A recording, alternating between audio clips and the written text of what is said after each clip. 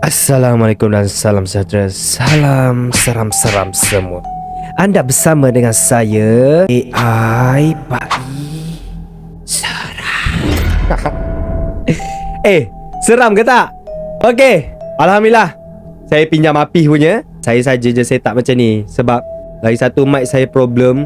Dan saya set up macam ni guna Mauno punya mixer ni, punya soundbox, soundcard. Tak silap saya soundcard lah. Okey, hari ni Pak I ada dua cerita. Satu cerita Pak I ambil daripada kawan Pak I, satu lagi cerita berdasarkan pengalaman Pak I juga sepanjang waktu study dulu apa yang jadi. Jadi Pak I nak cerita dekat korang, dan Pak I nak korang alami satu persatu, dan Pak I nak korang faham satu persatu. Sebab apa, setup pun dah baru, buat video pun dah sedap, Joker pun dah ada kat belakang. Okey, kalau korang nampak Joker tu bergerak, korang komen kat bawah tau. Untuk permulaan ni korang tengok je dulu. Kalau Joker tu bergerak, bagi tahu. Mana tahu Joker tu keluar ke apa ke. Memandangkan sekarang ni pukul 12.25, Pak I shoot. Wah, di rumah seorang diri dan shoot cerita hantu. Yes, let's go. Tanpa buang masa, cakap pun tak guna, tembak pun tak kena. Let's go. Okey, untuk cerita yang pertama ni berkenaan waktu Pak I belajar dulu dekat zaman universiti UiTM Puncak Perdana. Yes, of course.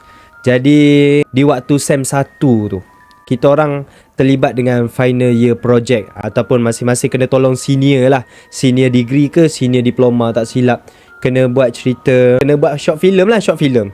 Jadi cerita ni, tajuk cerita ni saya akan bagi nama berdasarkan tajuk short film tu. So bila Pak I dah cerita ni, korang boleh pergi tengok lah short film tu dekat YT, dekat YouTube. Okay, jadi cerita yang pertama ni diberi nama Mayat Where Are You. Okay, let's go. Nak dijadikan cerita, masa SEM 1 2020, sebelum PKP lagi, Pak I dan kawan-kawan Pak I satu kelas untuk kos filem memang terlibat dengan final year project ni untuk menjayakan satu short film. Jadi saya ditugaskan sebagai sinematografer. Saya kena ambil gambar untuk hari kejadian, shoot apa semua, untuk postmortem dan sebagainya. Adalah kerja-kerja dia. Jadi nak dijadikan cerita, sini ada tanya, Pak I, antara korang siapa yang berani berlakon, yang boleh ke depan ke apa ke? Jadi Pak I secara tak sengaja, Pak I offer diri lah. Pak I offer diri yang Pak I nak jadi pelakon tu. Dan dia tak bagi tahu lagi berlakon untuk cerita apa dan watak apa. Dia tak bagi tahu pun. Jadi tak apalah, dia pun accept dan dia kata okay, tak apa, nanti kita akan set up balik, kita bincang balik, kita meeting sama-sama. And then Pak I pun okay, tak apalah. Hari demi hari kita melalui proses meeting, buat poster, lepas tu set up barang apa semua, riki tempat dan sebagainya. Pak I pun tak ada masalah. Pak I just follow the flow. And sampai hari kejadian, first day untuk shoot cerita short film Mayat Where Are You. Apa yang terjadi adalah saya volunteer. Pak I volunteer untuk menjadi seorang pelakon ekstra. Waktu tu nak dijadikan cerita, director pun datang. Senior lah director tu. Director pun datang. Okay Pak I, watak kau adalah seorang pocong dan engkau kena jadi pocong tu, dan kita orang akan make upkan kau. Make up artis akan make upkan kau, make up effect. Dan jadi Pak I pun tanya-tanya, serius lah kau nak ambil aku untuk jadi pocong? Of course lah aku nak, takkan aku tak nak kan, walaupun extra, walaupun hanya beberapa scene sahaja pocong tu ada. So Pak I pun tak sabar bila dapat tahu pula yang ada makeup effect, makeup artist. So Pak I pun lagilah macam wow, it's amazing. Itu adalah benda yang aku nak sangat-sangat dari hidup aku, menjadi seorang pelakon walaupun extra. First day shoot, call time adalah pukul 12 tengah hari, di mana kita orang kena pergi ke location berdekatan je dengan college. Dan kita orang start shoot dalam pukul 8 lepas azan maghrib. Okey, sebelum menjelangnya azan maghrib, Pak I ni diarahkan untuk pergi ke bilik makeup. Kira macam dekat sini adalah college ataupun fakulti, dan kita orang kena keluar sikit daripada pagar.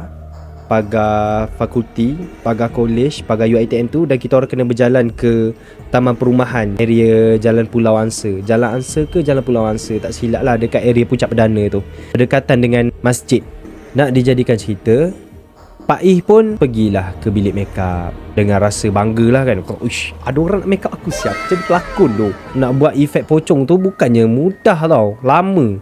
Bayangkan pukul 3 petang Pak Ih pergi ke bilik makeup, siap pukul 7.30 bila dah azan maghrib macam tu. Boleh dapat bayangkan tak macam mana dia punya lama? 3, 4, 5, 6, 7 5 jam 5 jam totally memang aku di makeup. Dia letak lah latex, tanah liat kan, liling apa semua tu. Lepas tu dia makeup. Nampak lah, nanti korang boleh tengok dalam cerita Mayat Wek Ayu tu. Nak dijadikan cerita, Pak Ih pun dah makeup.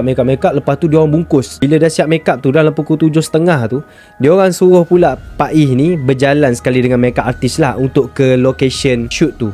Jadi Pak Ih pun pergilah. Pak Ih jalan kaki. Orang pun dah tengok pelik kan, sebab kita dengan makeup efek pocong lalu depan pagar PB tu. Ramailah yang tengok. Pak Ih sendiri tengok muka Pak Ih pun Pak Ih rasa seram. Kalau itu bayangan pocong yang sebenarnya, memang saya akan lari. Kenapa aku cakap pocong? Seperti aku cakap gula-gula hack. Takut yang tengok ni kan kena kacau betul-betul dengan pocong nanti. Alamak, cakap lagi. Gula-gula hack.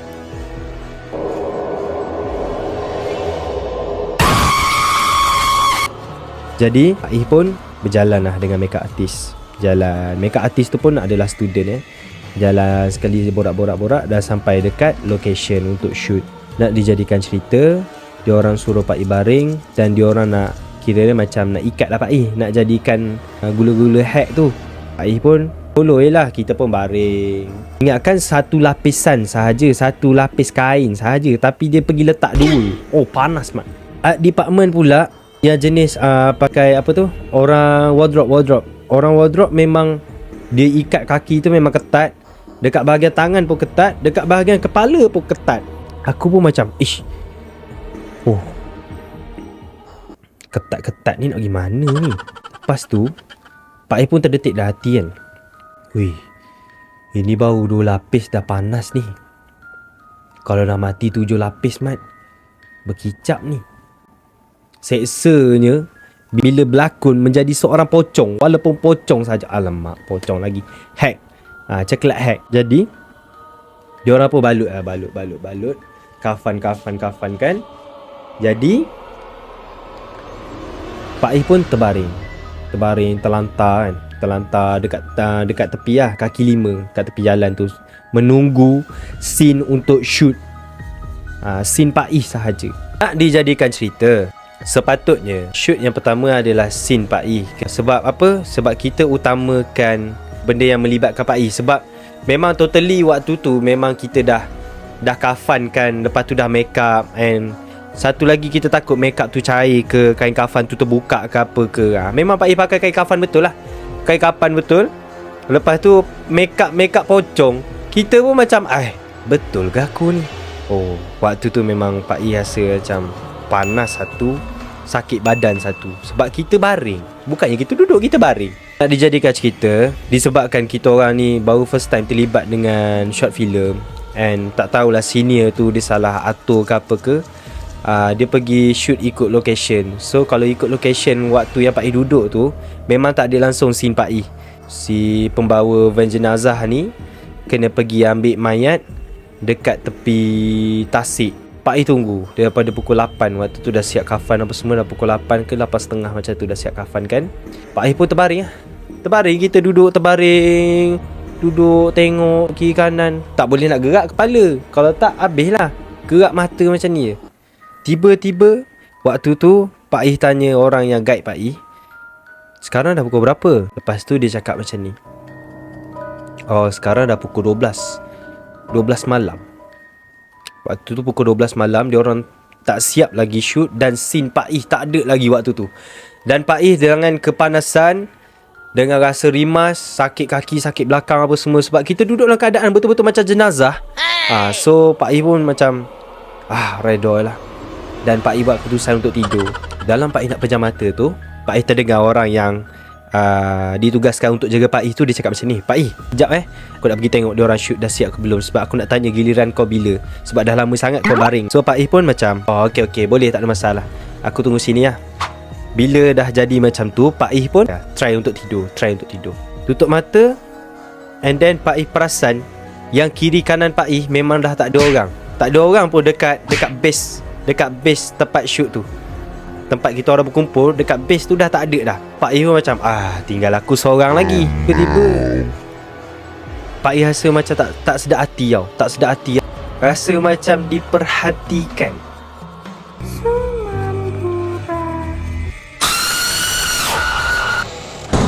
Rasa diperhatikan dengan ramai orang dekat keliling Pak I, kiri kanan atas, dekat atas kepala dengan hujung kaki. Rasa macam ada diperhatikan. Jadi Pak I pun macam, Allah, bulu roma dah meremang, tengkuk dah naik, telinga dah berdesing. Ngucap waktu tu, Astagfirullahalazim. Lepas tu dengar bunyi macam ni, Faiz. Pak I pun daripada tutup mata, Pak I buka. Pak I tengok kiri kanan. Orang yang jaga Pak I tu nama dia Lin. So Pak I panggil lah Lin tu. Lin. Tak ada orang menyahut. Pak I tengok kat ujung-ujung mata, dekat ujung anak mata ni, memang tak ada. Tak ada orang langsung, tak ada dengar bunyi apa-apa langsung. Lepas tu Pak I dengar lagi bunyi. Faiz. Bunyi suara garau, bunyi suara halus. And Pak I pun buka mata. Tengok keliling memang tak ada. Waktu tu lah mula dalam hati ni jantung berdegup laju. Duk. Pak I tanya lagi, Lin, jangan macam ni. Jangan tinggal aku seorang-seorang ni. Aku tak boleh gerak pergi mana-mana. Nak bangun pun tak boleh ni, Lin. Senyap. Tak ada orang sahut. Tengok kat ujung mata memang tak ada. Dia Pak I dah tahu orang tak ada. Pak I try tutup mata. Bunyi macam ni. Pak I tutup mata, dan tiba-tiba Pak I terdengar bunyi ni. Pak I pun macam, Pak I buka mata. Pak I tengok keliling, tak ada orang. Lepas tu Pak I pun, kita balas lah. Kita macam, kau nak apa sebenarnya? Janganlah takutkan aku macam ni. Aku tak boleh nak gerak, aku tak boleh nak bangun, aku dengan panas lagi, sakit badan lagi. Janganlah kacau aku. Pak I kata macam tu. Dan Pak I tutup mata. Lepas tu terdengar bunyi bisikan betul-betul tepi telinga Pak I. Dia cakap macam ni dengan Pak I, sekarang kau rasakan apa yang aku rasa. Waktu tu Pak I macam, Allahu Akbar. Kita tengah baring berbentukkan si gula-gula hat tu. Pak I tengah baring macam, Allahu Akbar, Astaghfirullahalazim. Waktu tu Pak I memang macam, mana korang? Datanglah. Aku seorang-seorang ni, tolonglah datang. Aku seorang-seorang ni. Tak ada orang datang. Sebab Pak I cakap dalam hati, Pak I tak boleh nak cakap kuat-kuat. Sebab waktu tu aku seorang, Mat. Sampailah tahap kemuncaknya, Pak I dengar satu benda yang dia cakap, Tolak dia. Rasakan apa aku rasa. Kata macam tu. Pak I dapat rasakan ada something yang tengah duduk atas badan Pak I. Berat, rasa ditindih. Tapi mata Pak I waktu tu memang Pak I tutup mata. Macam Allah. Bila berat kan, macam Allah, tolonglah, jangan kacau aku cari rezeki. Tapi waktu tu bukan lafaz ikut mulut tau. Itu dalam hati waktu tu. Macam tu. Memang situation kita kena tindih. Waktu tidur kena tindih macam mana, betul tak? Dalam hati memang baca ayat kursi lah. Bacalah apa sekalipun.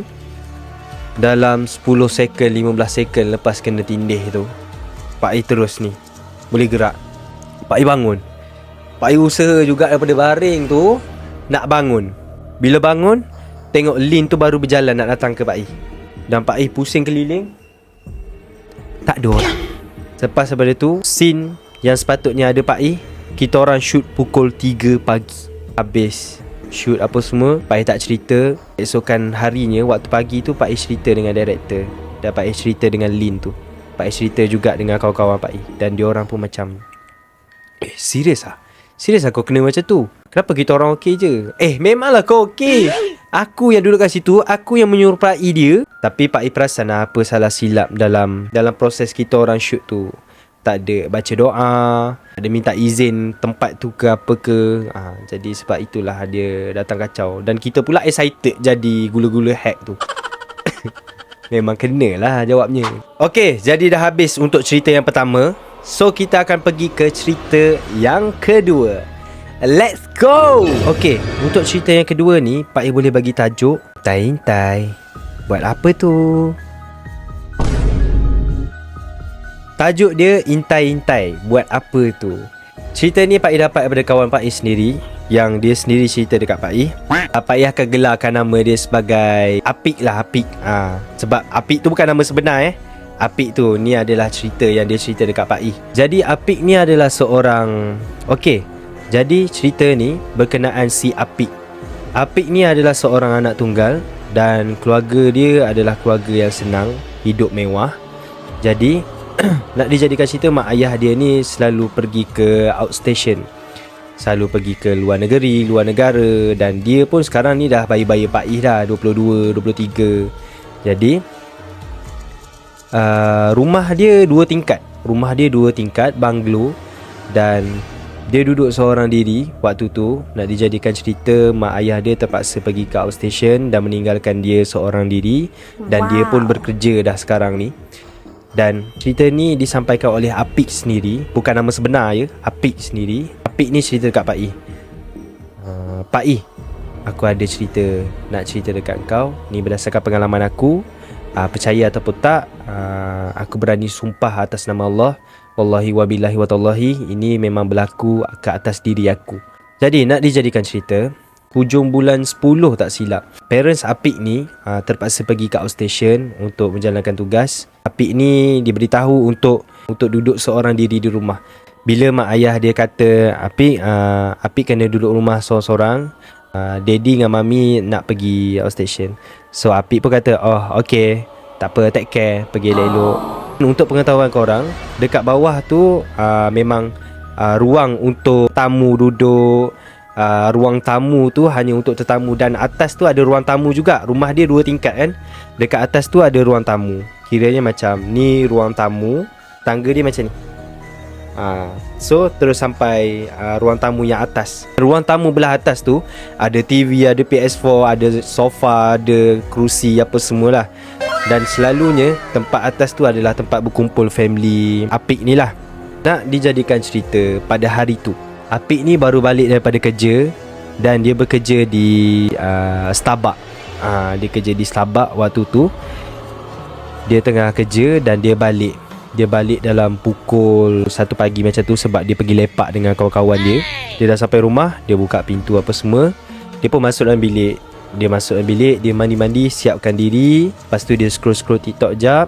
And then dia terdetik yang dia tak solat isyak lagi. So Apik ni ambil keputusan untuk solat di ruang tamu atas, belah atas. Maknanya depan bilik dia lah. Depan bilik dia terus ruang tamu belah atas, tingkat atas. Jadi dia pun bentang sejadah. Dia ambil uduk, bentang sejadah. Bila dia dah bentang sejadah tu, dia pun bacalah macam biasa. Dia baca kuat-kuat. Lepas tu dia cakap lah, kau tahu Pak I kenapa aku baca kuat-kuat? Kenapa Pik? Sebab aku tak nak rasa takut. Rumah aku besar, dan aku tak nak ada rasa takut bila aku ada dalam rumah aku. Sebab tu aku baca kuat-kuat.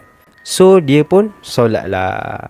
Dia angkat takbir, Allahu Akbar, Bismillahirrahmanirrahim, Alhamdulillahi Rabbil Alamin,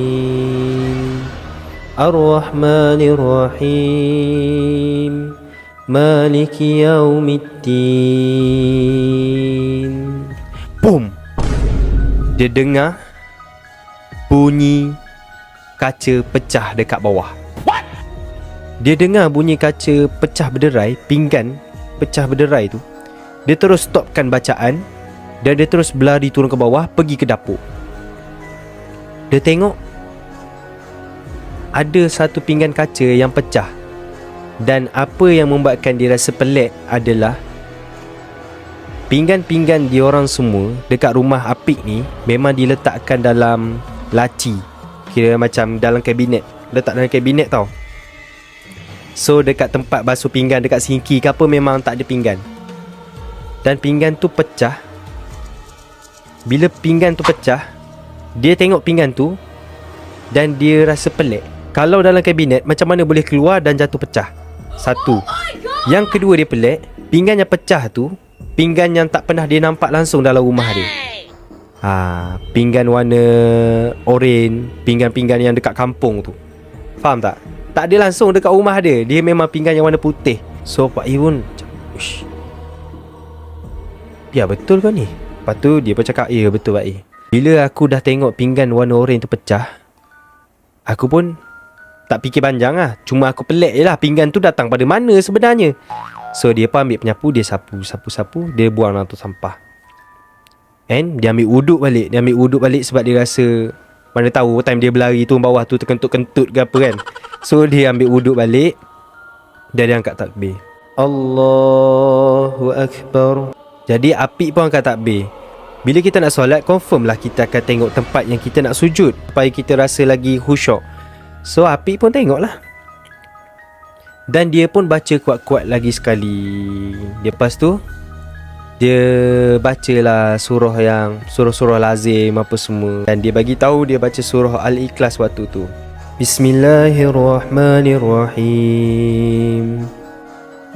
Qul huwallahu ahad, Allahus samad.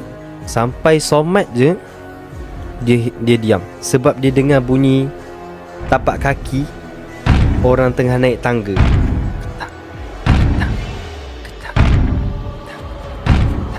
Dia berhenti baca.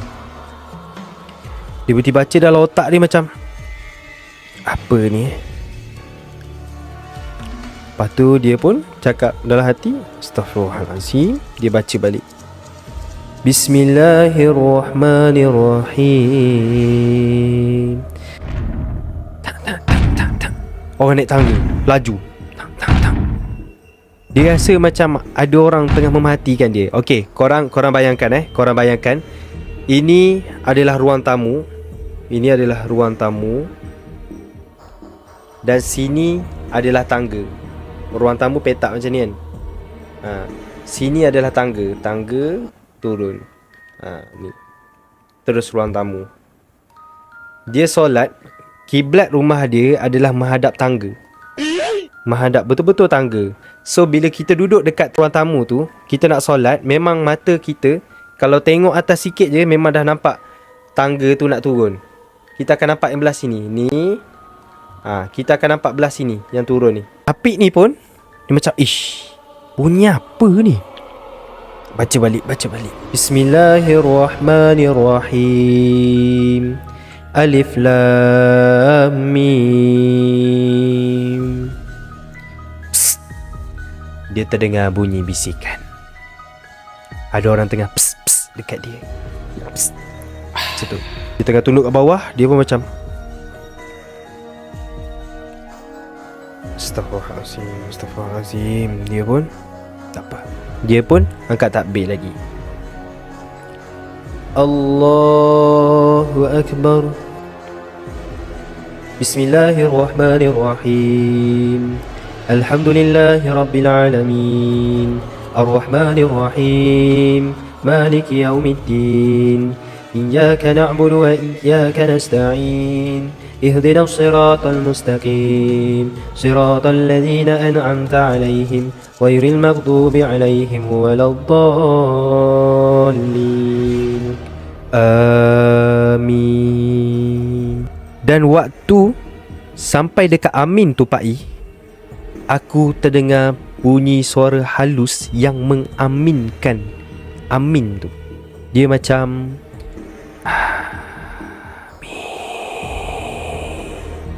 Jadi aku pun terdiam lagi. Aku diam Pak I. teruskan baca. Aku baca balik.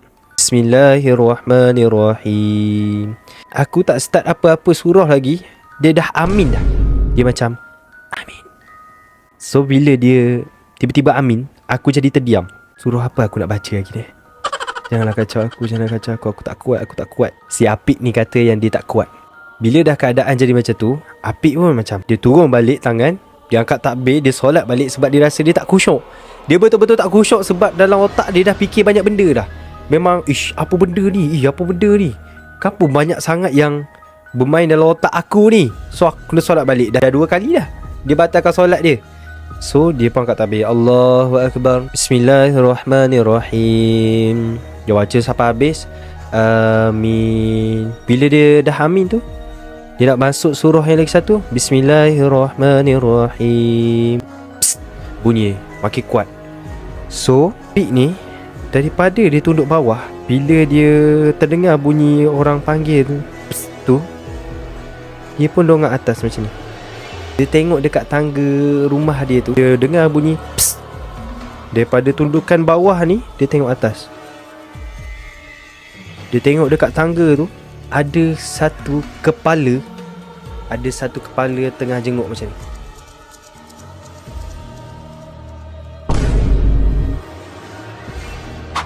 Allahu Akbar. Apik dalam hati waktu tu. Allahu Akbar. Kau faham tak perasaan aku, Pak I? Mak ayah aku berangkat ke Jakarta, dan aku sendiri hantar, dan aku sendiri nampak diorang naik flight. Diorang hantar video ikut WhatsApp. Dan orang yang jenguk tu menyerupai ayah aku. Dan waktu tu aku, Pak I, aku bila nampak tu, dalam hati aku seram. Sebab dia jenguk sekali je, Pak I. Dia macam ni. Lepas tu dia masuk balik, Pak I. Aku waktu tu aku macam ni.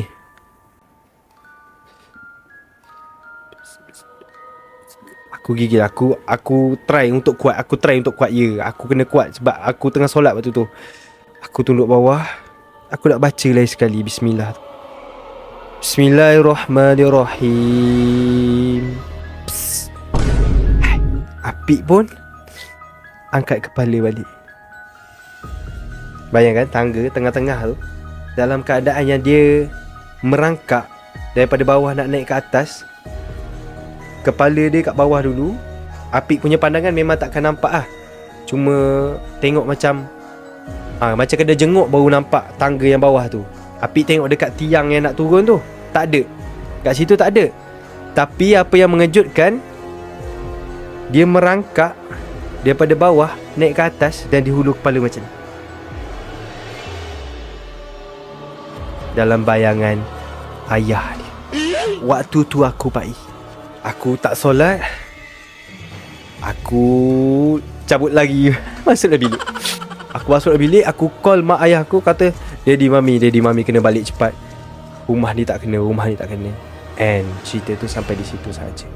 Dan sepanjang malam tu memang Apik kata yang dia kena kacau, dengan bunyi orang ketuk pintu, dengan bunyi orang panggil nama dia dalam version nama mak ayah dia pada malam tu.